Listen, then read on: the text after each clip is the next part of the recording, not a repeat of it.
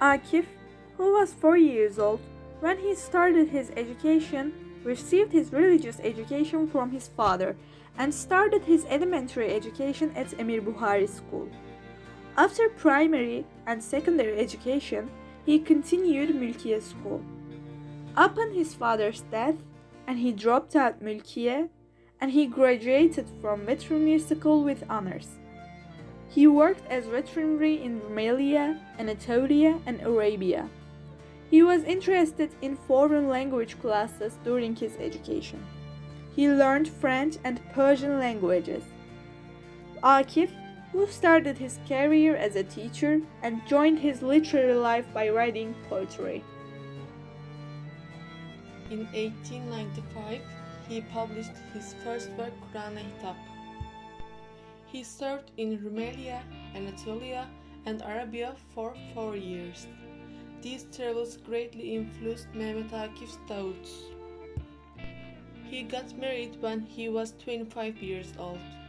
In the same years, his poems were published in Marif magazine and in newspapers. We came across ideas of enlightenment and salvation in almost all of his works of our author, who stood out with his educational personality. Because of that, we can all guess what will happen when M.Akif hears that a national anthem will be written. M.Akif Ersoy wanted to take part in national anthem competition. He gave up writing because he thought he shouldn't take money from poems that will be written for homeland. For him, this was a homeland mission. An offer was made to Akif, who was reluctant to do this by getting friends into action, and he was tried to be persuaded. M.Akif agreed to write the anthem after the condition of donating the prize money as aid, and he started to write the Turkish national anthem. It is even said that Akif, who wrote the poem in 48 hours at Taceddin Dervish Lodge in Ankara, ran out of paper while writing 10 continents and completed the poem by writing on the walls with ink. Akif gave this poem to the necessary authorities without signing. The poem written by Akif was read on 1st of March 1921 day in council session. Turkish Grand National Assembly was reconvened after exactly 12 days on 12th of March 1921. In the voting held, Akif's poem was accepted as the national anthem.